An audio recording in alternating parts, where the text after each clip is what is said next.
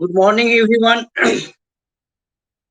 अभी अभी degree third psychology honours paper fifth statistics का क्लास है। आज का टॉपिक है the product moment correlation of coefficient, अर्थात प्रोडक्ट मोमेंट सहसंबंध गुणांक। यह कोरिलेशन का एक मेथड है। कई मेथड कोरिलेशन में है, जिसमें प्रोडक्ट मोमेंट और rank difference method of correlation आप लोगों को पढ़ना है। पिछले क्लास में मैंने बताया था रैंक डिफरेंस के बारे में, और आज का जो क्लास है उसमें product moment method of correlation आप लोग जानेंगे। सबसे पहले यह जान लीजिए कि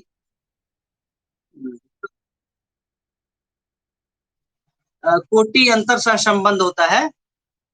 कोटि अंतर सहसंबंध मैं क्लास में पढ़ा चुका हूँ।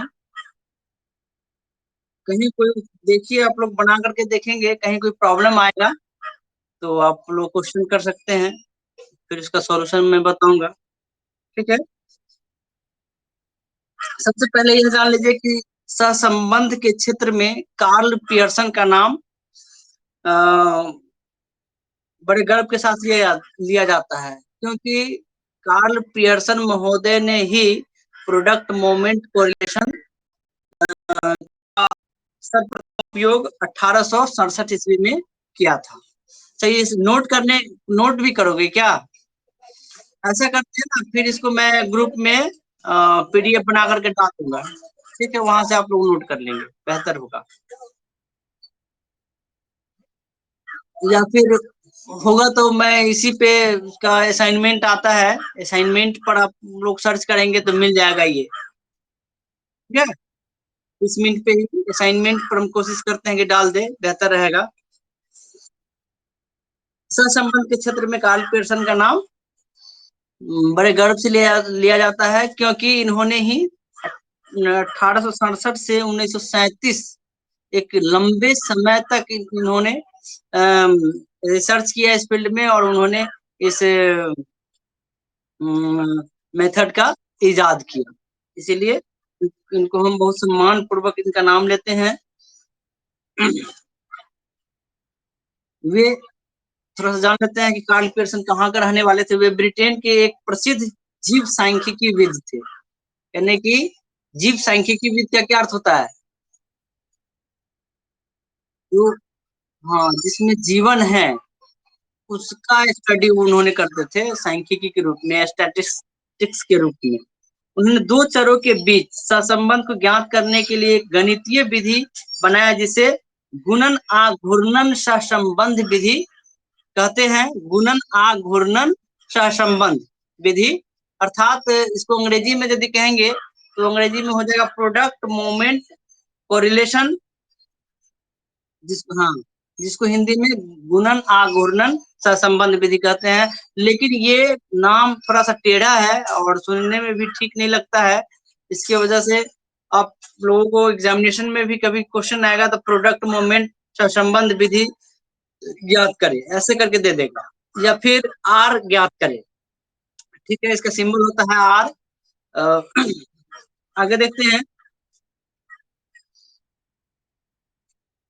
इसे पियर्स इसे पियर्सन सहसंबंध गुणांक भी कहा जाता है।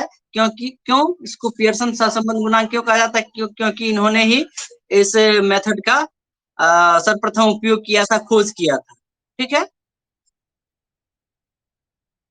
इसे अनुपात विधि भी कहा जाता है। इसे आर से संबोधित किया जाता है। आर ज्ञात करने की 4 विधियां हैं। अब ये जो है correlation, R R for correlation हो गया। तो कोरिलेशन को ज्ञात करने के लिए 4 विधि है, और वो चारों विधि का नाम मैं बताता हूँ। 1 मिनट, जरा कुछ जुड़ गया है। मनीषा, मनीषा है कोई?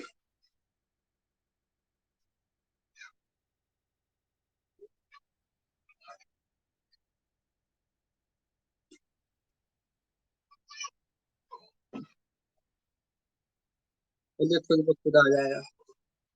दे दिए। 4 मेथड है। चारों में यानी कि प्रोडक्ट मोमेंट कोरिलेशन काउंट करने की 4 मेथड है।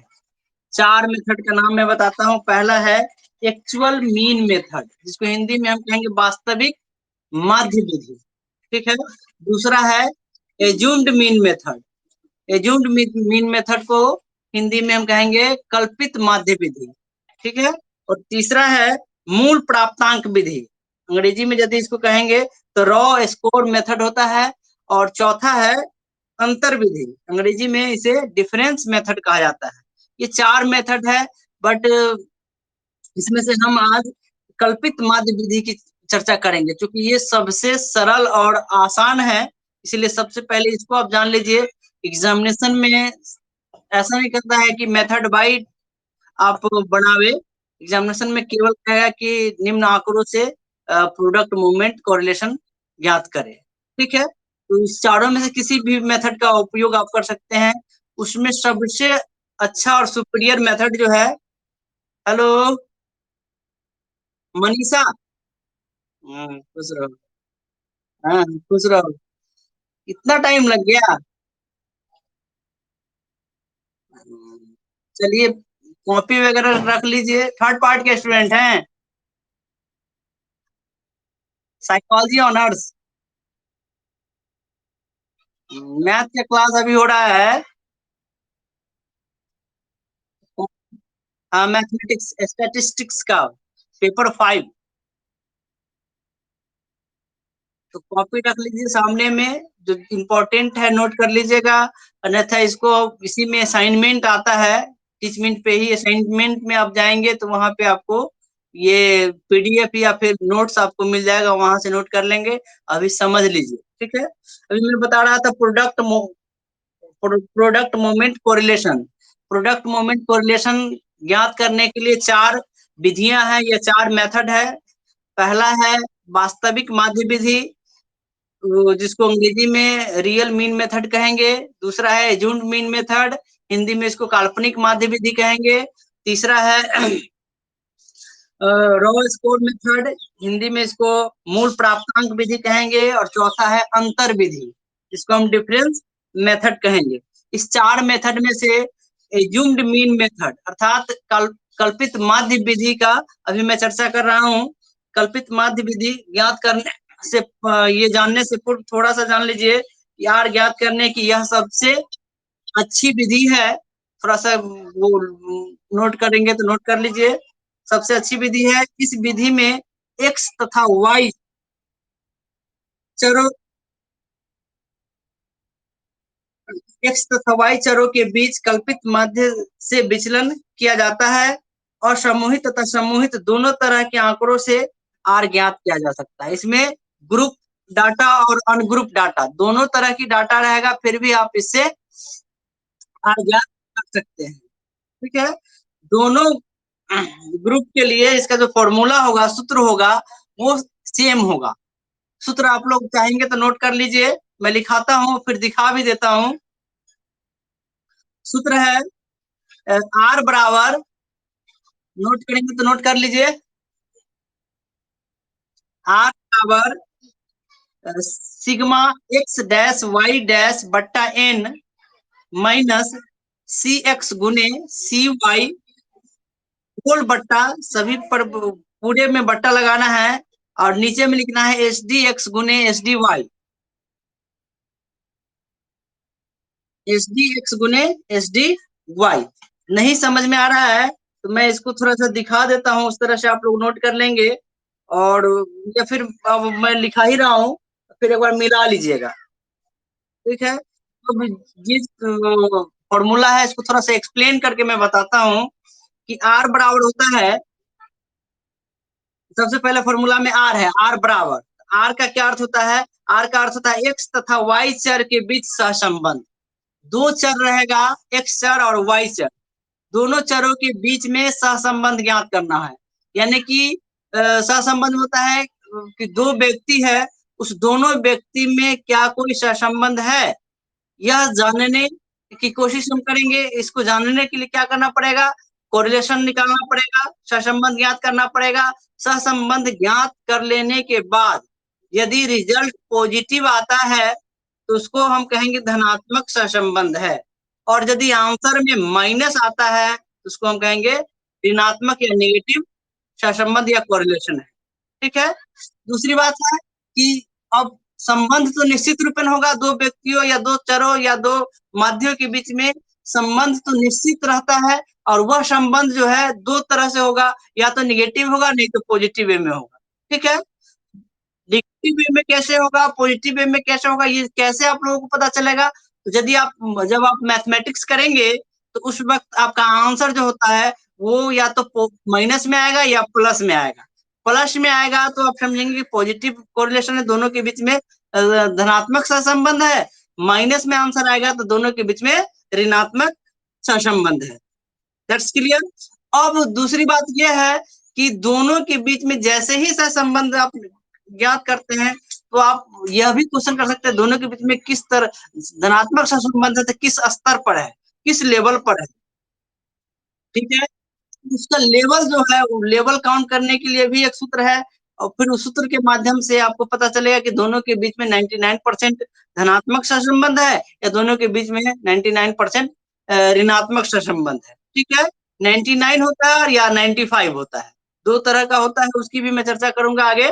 फिलहाल अभी अब ये सूत्र है, इसको थोड़ा सा एक्सप्लेन कर देते हैं, वो समझिए। तो आर बराबर क्या होगा, एक्स तथा वाई चरों के बीच में सहसंबंध। उसके बाद है फॉर्मूला में सिग्मा।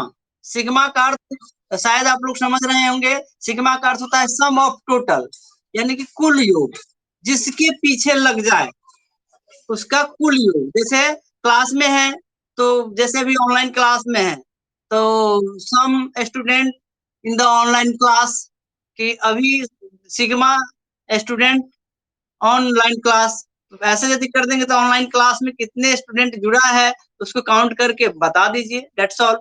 उसी उसी में फिर आ जाएगा sigma girls in the class, तो फिर क्लास में गर्ल्स की कितनी संख्या है उसको काउंट करके लिख दीजिए।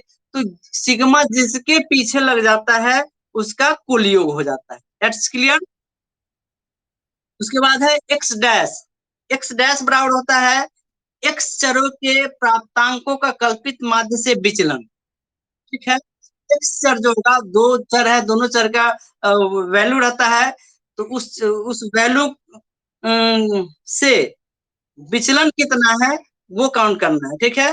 तो कल्पित माध्य से विचलन, तो उसका कल्पित माध्य पहले ज्ञात कर लेंगे, कल्पित माध्य से एक चर में से उसको माइनस करेंगे, ये मैं एग्जांपल बताऊंगा वहां पर मैं समझा दूंगा। ठीक है, क्लियर। उसी तरह से वाई वाई डैश है तो वाई डैश का भी अर्थ होता है वाई चरों के प्राप्तांकों का कल्पित माध्य से विचलन। नेक्स्ट है एक्स चर, x dash square y dash square. इसका क्या अर्थ होता है, दोनों का अलग अलग भी लिख सकते हैं, एक साथ में भी लिख सकते हैं, दोनों का सेम अर्थ है। तो इसका होता है एक्स डैश स्क्वायर और वाई डैश स्क्वायर बराबर होता है एक्स तथा वाई चरों के कल्पित माध्य से विचलन का वर्ग। एक्स चर का कल्पित माध्य से विचलन किए उसका वर्ग कर देंगे तो एक्स डैश स्क्वायर हो जाएगा। फिर वाई चर का कल्पित माध्य से विचलन किए, फिर उसका जो विचलन आया उसको स्क्वायर कर देंगे तो वाई डैश स्क्वायर हो जाएगा। समझ में आ रहा है? आगे है sigma x dash y dash बराबर, इसका होगा दोनों विचलनों के गुणनफल का योग। अब दोनों विचलन के गुणनफल कितना है उसको जोड़ दीजिए तो वो आ जाएगा sigma x dash y dash हो जाएगा। यह भी लास्ट में काउंट करना है, इसको भी मैं एग्जांपल में बताऊंगा। n बराबर होता है युग्म प्राप्तांकों की संख्या। यहाँ पर युग्म क्यों कहा गया, क्योंकि दोनों का जो x चर और y चर का जो प्राप्तांक होता है, जो नंबर होता है वो सेम रहता है। ऐसा नहीं है कि x चर में 10 रहेगा और y चर में 12 रहेगा, तब फिर उसका कोरिलेशन नहीं होगा। कोरिलेशन का अर्थ होता है कि दोनों चर एक समान हो। ठीक है। एक चर में यदि 10 स्टूडेंट है तो दूसरे चर में भी 10 स्टूडेंट ही होना चाहिए, तभी उसका कोरिलेशन हम कर सकते हैं। इसीलिए दोनों का n हमेशा बराबर होता है, इसीलिए युग्म प्राप्तांकों की संख्या मैंने बताया। नेक्स्ट है सी एक्स गुने सी वाई। तो सी एक्स गुने सी वाई का अर्थ होता है एक्स तथा वाई वितरण की शुद्धता। सी का अर्थ होता है करेक्शन। एक्स चर का करेक्शन और वाई चर का करेक्शन जो होता है वो आपको दर्शाता है, वहां पे लिख देंगे, उसका फिर गुना कर देंगे। और उसके आगे है फॉर्मूला में एच डी एक्स गुनी एच डी वाई। इसका अर्थ होता है एक्स तथा वाई वितरण का मानक विचलन, दोनों का एक्स का मानक विचलन निकालेंगे, वाई का मानक विचलन निकालेंगे। यानी कि दो चर है, एक्स चर और वाई चर है, दोनों चरों का सबसे पहले माध्य निकालेंगे और फिर एच डी निकालेंगे। ये एकदम कंपलसरी है, माध्य और एच डी हर हाल में निकालना होगा। मैं पिछले क्लास में भी कई बार आप लोगों को बताया हूँ कि जो भी आप मैथमेटिक्स का इसमें है नीड हायरार्ची रूप में है कि चैनिंग सिस्टम है कि पिछला जब तक आप नहीं कंप्लीट करेंगे आगे नहीं बन पाएगा। ठीक है, तो दोनों चरों को पहले सबसे पहले क्या करना है, माध्य और मानक विचलन ज्ञात कर लेना है, यानी कि मीन और एच डी ज्ञात कर लेना है। फॉर एग्जाम्पल आप बताते हैं, उसको देखिए, फिर कहीं कोई दिक्कत होगा तो आप क्वेश्चन करेंगे, इसको मैं दिखा भी दूंगा। एग्जाम्पल में है कि calculate the R of following data, यानी कि निम्न आंकड़ों से संबंध ज्ञात करें या निम्न आंकड़ों से आर ज्ञात करें, ये क्वेश्चन रहेगा और नीचे में डेटा दे देगा। एक सर में जो है आप लोग चाहेंगे तो इस डेटा को नोट कर लीजिए, बेहतर रहेगा, कॉपी और पेन से नोट कर लीजिए। मैं लिखाता हूँ, सबसे पहले लिखिए एक्स, और एक्स के नीचे ऐसे करके 1 2 3 4 ये में कॉलम में, और फिर रो में जाएगा तो कॉलम में एक्स के नीचे लिखे 11 11, 11 11। अरे ऐसे सीधा स्टेट में, एक के नीचे दूसरे, दूसरे के नीचे तीसरे, रोमन में नहीं, वो अंक में लिखना है। 11 12 ऐसे नहीं होता है। तो हाँ लिखो 11 11, 13, 15, 7, 9, 13, 11, 12, 17, 5, 19। तो कितना हो गया, काउंट करके बताओ। तो 12 हो गया, और उसके जस्ट बगल में y लिखिए, एक्स लिख लिया, उसके बगल में y लिखिए, और उसके नीचे फिर लिखिए y चर में 20 21 23 23 2 3 2 3, उसके बाद 10 9 15 15 17 18 11 22। एक्स सर को टोटल जोड़ेंगे तो नीचे में लिखेंगे सिग्मा एक्स बराबर 143। लिखिए सिग्मा एक्स बराबर 143। एक्स के नीचे जहां पर 19 है, 19 के नीचे वो लाइनिंग कर दीजिए और लिख दीजिए सिग्मा एक्स बराबर 143। उसी तरह से वाई का हो जाएगा सिग्मा वाई बराबर 204।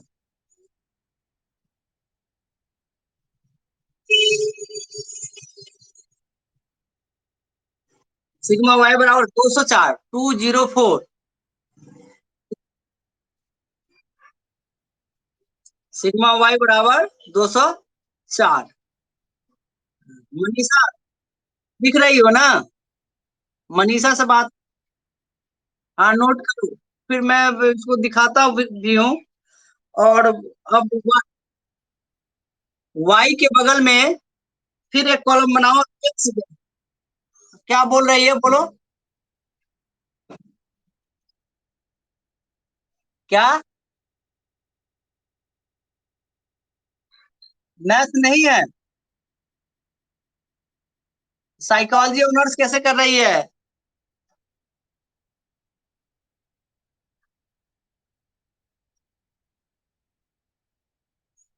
कौन कौन सा सब्जेक्ट में से कर रही हो ग्रेजुएशन? साइकोलॉजी में मैथ कैसे नहीं होगा? हाँ?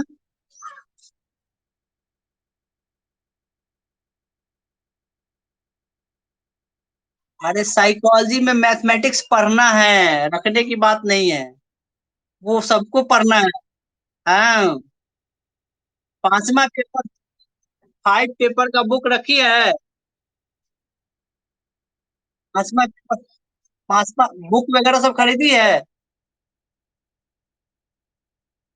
ना? नहीं खरीदी? तो फिर कैसे समझेगी? नोट करो, साइकोलॉजी में पढ़ना है, पहला दिन इसी पेपर का एग्जाम होगा। ठीक है।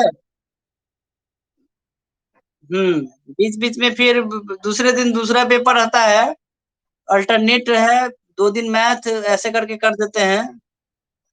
ठीक है। चलो देखो। हाँ, नोट करो, समझ में आएगा। धीरे धीरे समझ में आएगा, इटरनली नहीं समझ में आएगा। और अब उस वाई चढ़ के बगल में लिखिए एक्स डैश। एक्स लिख करके डैश दे दीजिएगा। ये कैसे मैं बताऊं आप लोगों को? एक्स डैश के नीचे लिखिए सब। ये कैसे आएगा एक्स डैश, वो जरा समझ लीजिए, ठीक है। तो अब सबसे पहले नीचे लिखिए, उसको छोड़ दीजिए उस रो को। उस जहां पर आप सिग्मा एक्स डैश बराबर 143 लिखे हैं, उसके नीचे लिखिए एन बराबर 12। एन बराबर 12। अब दोनों का मैं सिग्मा एक्स निकाल दिया हूँ, सिग्मा वाई निकाल दिया हूँ, ये खुद से निकालना है, मैं लिखा दिया हूँ, लेकिन खुद से आपको काउंट करके लिखना होगा। अब एक्स चर का मीन निकालिए, मीन का फॉर्मूला बताइए शिवानी। इस तरह के डेटा में सिग्मा एफ एक्स लगेगा? तो फिर वेरी गुड, सिग्मा एक्स बट्टा एन होगा। तो मीन का फॉर्मूला पहले लिख दीजिए, मीन एक्स बराबर सिग्मा एक्स बट्टा एन। और सिग्मा एक्स कितना है? 143 बट्टे एन कितना है? 12। 143 बट्टा 12 लिखो, और इसको डिवाइड करोगे तो ये आएगा 11.92। तो उसके बराबर करके लिखो 11.92। अब देखो यहाँ पर एज्यूम्ड मीन पढ़ा रहे हैं, कल्पित माध्य विधि पढ़ा रहे हैं। तो कल्पित माध्य में क्या है कि कल्पना करना पड़ता है, तो इसको 2 पार्ट में फिर बांटो हुए। उसके नीचे लिखो ए एम बराबर, ए एम, ए एम बराबर 11। यानी कि जो आपका माध्य आया है, दशमलव से पहले जो होता है वो ए एम होता है, और दशमलव के बाद, दशमलव लेकर के दशमलव के बाद जो आता है वो हो जाता है सी। समझ में आ रहा है? तो सी एक्स बराबर लिखो 0.92। सी एक्स बराबर 0.92। जस्ट लाइक वैसे ही वाई चर का भी आप मीन निकाल लीजिए, नीचे में लिखिए एम, मीन वाई बराबर सिग्मा वाई बट्टा एन।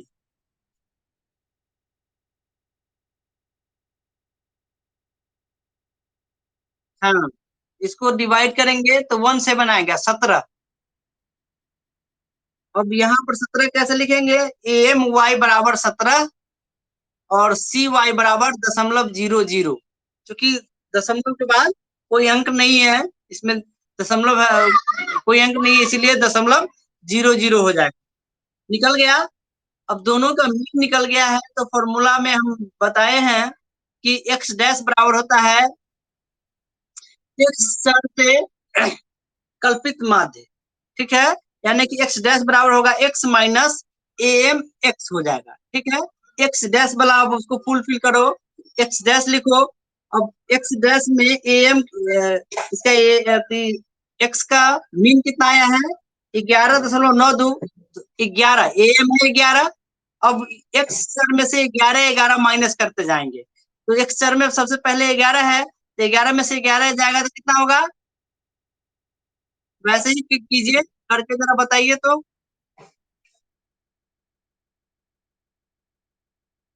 2, फिर 15 में से 11 गया 4, और 7 में से 11 गया -4, 9 में से 11 गया -2, लिखते जाओ, नोट करो। 13 में से 11 गया तो +2, फिर 11 में से 11 गया 0, 12 में से 11 गया 1, अब 17 में से 11 गया तो 6, और 5 में से 11 गया तो -6, और 9 में से 19 में से 11 गया तो +8। समझ में आया? फिर से मैं लिखा देता हूँ, उसको नोट कर लीजिए, मिला लीजिए आप लोग। Sigma x dash, sorry x dash बराबर हो जाए, एक्स डैश के नीचे लिखेंगे 0 0 2 4 -4, फिर -2 2 0 1 6 -6 और 8। जस्ट लाइक वैसे ही उसके बगल में फिर लिखिए वाई डैश। वाई डैश में क्या करना है, वाई माइनस ए एम। हाँ, तो y का वैल्यू में से am जो है am y है उसको माइनस कर देना है। तो 20 में से 17 माइनस करेंगे, तो 20 में से 17 माइनस करेंगे तो कितना होगा, 3।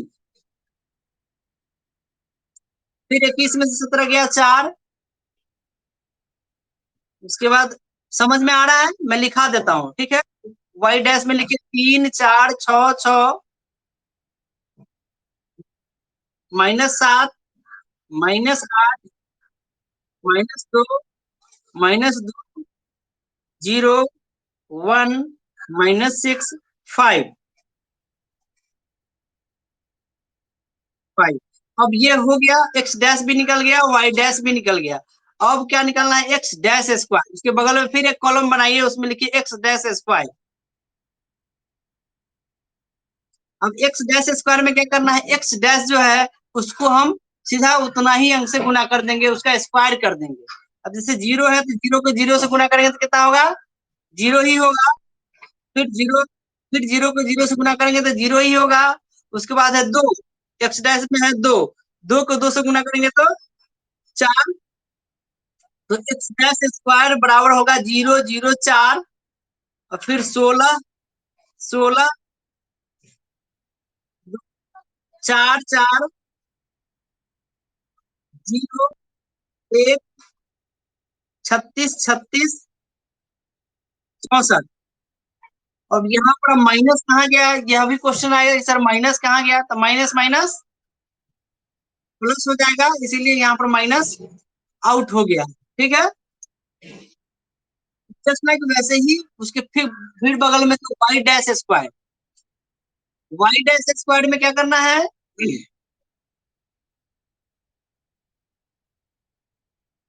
स्क्वायर कर देंगे जो है, जैसे जैसे इसमें है 3, तो 3 को 3 से गुना करके लिख देंगे, 3 तिया 9 हो जाएगा, फिर चौका 16, फिर छठा एक 36, उसके बाद फिर छठा एक 36, सत्ते 49, अठी 64, दो दूना 4, दो दूना 4, 0 1 36, 50 25, लास्ट में 25।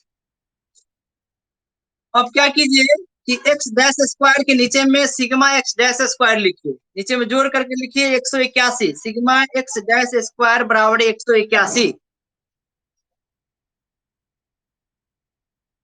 181। उसी तरह से वाई डैश स्क्वायर का सिग्मा कर लीजिए, तो सिग्मा वाई डैश स्क्वायर बराबर 280।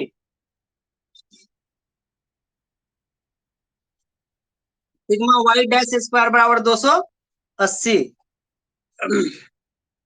अब उसके बगल में जो है वाई डैश स्क्वायर के बगल में एक कॉलम बनाइए, जिसमें लिखिए एक्स डैश और वाई डैश एक साथ, x dash y dash. X dash y dash का क्या अर्थ होता है कि एक्स एक्स डैश को वाई डैश से गुना करके लिख देंगे। ठीक है, तो एक्स डैश 0, वाई डैश है 3, 0 में 3 से गुना करेंगे तो कितना होगा, 0। तो फिर 0 0 लिखिए, उसके बाद 2 में 6 से गुना करेंगे तो कितना होगा, 12। तो 0 0 12, उसके बाद 24 28 16 -4। अब देखिए -4 क्यों हुआ, देखिए यहाँ पर एक जगह माइनस है, दूसरी जगह प्लस है, तो प्लस माइनस माइनस होगा। ठीक है, तो यहाँ पर एक साइड माइनस है, दोनों में से किसी एक साइड माइनस रहेगा और दूसरे साइड प्लस रहेगा, तो वो माइनस में होगा, ठीक है। यदि दोनों साइड माइनस है तो माइनस माइनस प्लस हो जाएगा। समझ में आ रहा है?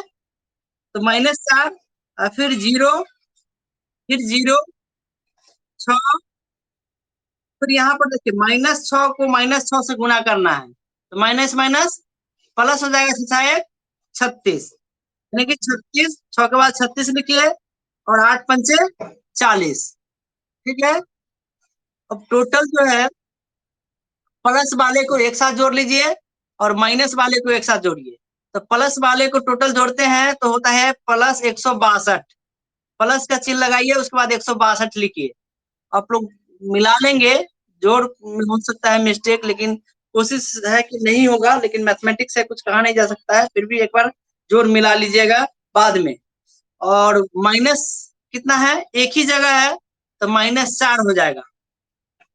अब उसको बट्टे देकर के माइनस घटा लीजिए। घटाने से पहले लिखिए sigma x dash y dash बराबर, sigma x dash y dash बराबर, तो ये 158, 158, यानी कि 162 में से 4 माइनस करेंगे तो 158 प्लस में होगा। समझ में आ रहा है? तो चलिए आगे, इस पर आप मैथमेटिक्स करना है। मैथमेटिक्स करने के लिए आप क्या करेंगे कि सबसे पहले एच डी निकालेंगे, एच डी एक्स निकालेंगे। तो एच डी का फॉर्मूला क्या होता है? अनग्रुप डाटा से एच डी ज्ञात करने का फॉर्मूला बताइए।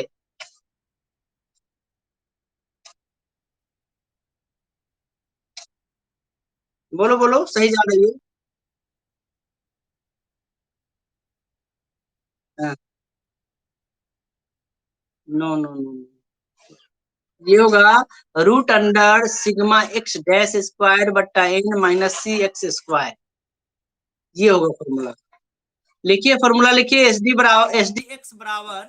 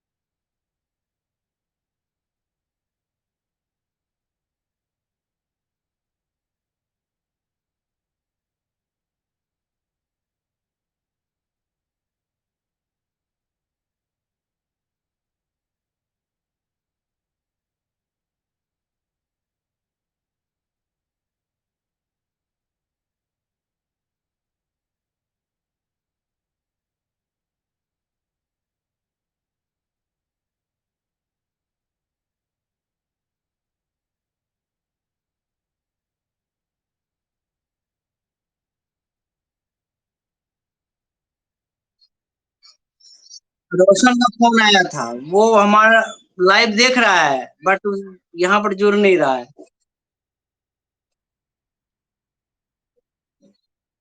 वो लाइव में चला गया, इसको लाइव कर दिए हुए है ना। चलिए कहीं से विद्यार्थी प्रॉब्लम छोड़ा है ना।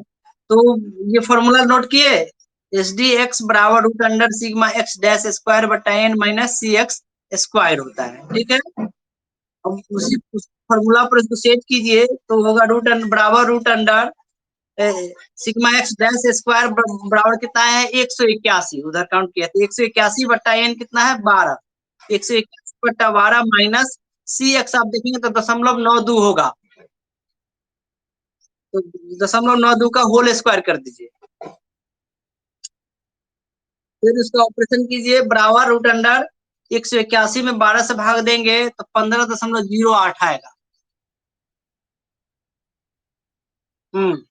अब माइनस 0.92 को 0.92 से गुना करेंगे तो ये आ जाएगा 0.85। फिर 15.08 में से 0.85 माइनस करेंगे तो ये होगा 14.23, √14.23, और 14.23 का वर्गमूल निकालेंगे तो ये होगा 3.77, 3.77, साथ साथ। हम्म।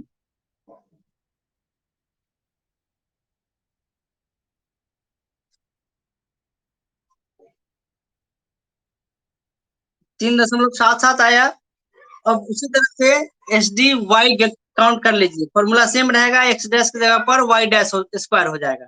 नोट कीजिए, एस डी वाई बराबर root under sigma x y dash square बट्टा N minus C y square. फिर अब इसका ऑपरेट कीजिए तो बराबर root under sigma y dash square बराबर आया है 280। तो 280 एन है 12, 280 बट्टा 12 हो जाएगा। तो माइनस सी वाई कितना है, 0.0 है। तो माइनस 0.0 का होल स्क्वायर। ठीक है, 0.0 का होल स्क्वायर करेंगे तो 0 ही आएगा। इसीलिए फिर बराबर लिख करके 280 में से 280 में 12 से भाग देंगे तो ये भागफल आएगा 23.33। Root under 23.33। इसका वर्गमूल निकालेंगे तो ये होगा 4.83। वर्गमूल कितना होगा, 4.83। अब जरा सुन लीजिए, वो आपको हम दिखा देते हैं, टाइम हो गया है ओवर। फिर फर्स्ट पार्ट के स्टूडेंट से भी होगा, सेकेंड पार्ट है आज, सेकेंड पार्ट के स्टूडेंट से भी होगा लाइन पे। तो इसको मैं दिखा देता हूँ, और जो कल का क्लास होगा वो मैं बता दूंगा, उस हिसाब से आप लोग कर लेंगे। ठीक है, तो यहाँ तक आप निकाल लिए, यहीं तक रहने दीजिए। कोशिश कोशिश कीजिए आप फॉर्मूला पर सेट करके देखिएगा, और आंसर कहीं निकल गया, चूंकि अब कुछ है नहीं, अब फॉर्मूला पर इसको सेट कर देना है तो आपका आंसर आ जाएगा। आप लोग बना करके देखेंगे, कहीं कोई प्रॉब्लम होगा तो कल कल के क्लास में सबसे पहले इसी पर डिस्कशन हम कर देंगे, क्या आंसर आया, कैसे बनाए। ठीक है, अभी मैं इसको लाइव दिखा देता हूँ, वो देख लीजिए।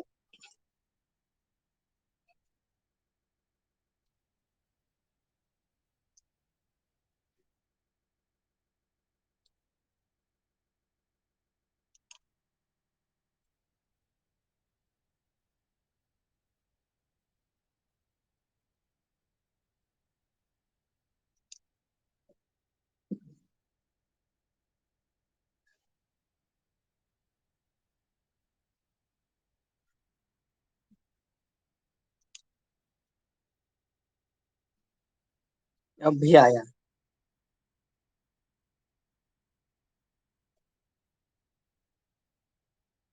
रोशन अभी आया।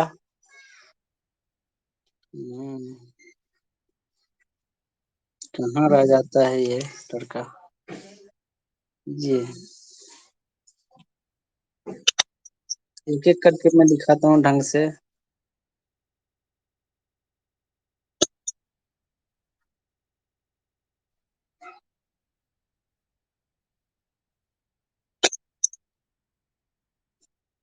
जस्ट मिनट, यहाँ रख करके दिखाते हैं।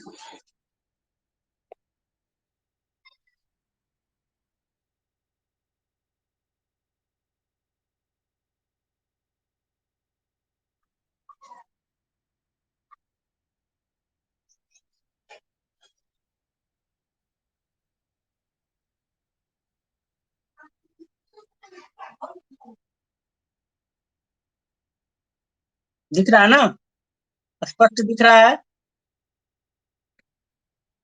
चलिए अब दूसरा पेज दिखाते हैं।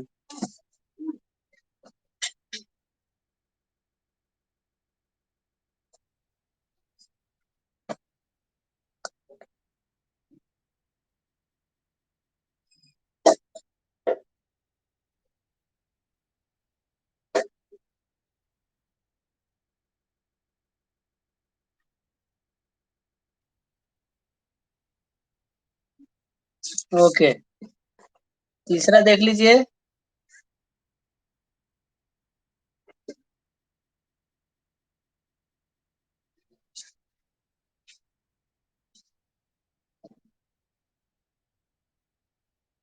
हाँ, डिग्री ऑफ फ्रीडम, जिसका फॉर्मूला होगा डी एफ बराबर n-1। उस फॉर्मूला से आप लोग निकालेंगे, उसका समरी भी हम लिख दिए है नीचे में, उसको देख लीजिएगा। ठीक है,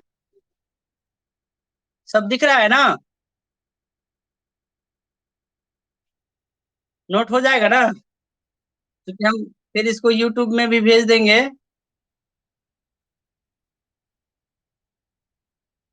पीडीएफ भेज देंगे, नहीं तो वो क्या कहते हैं, यूट्यूब का लिंक भेज देंगे, या फिर यूट्यूब पर वीडियो आपको पहुंच जाएगा ग्रुप पे, वहां से आप देख लेंगे।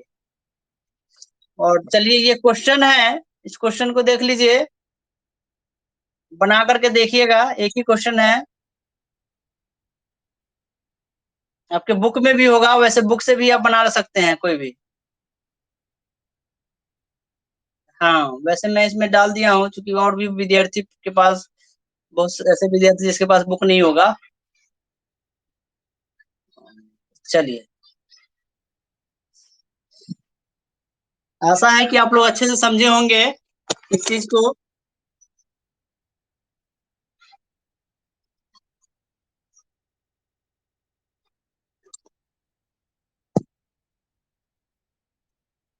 ओके, थैंक यू टाइम देने के लिए क्लास में।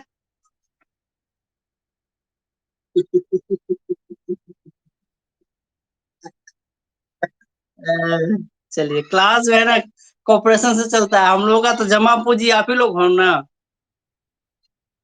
ठीक है, ठीक है, ओके।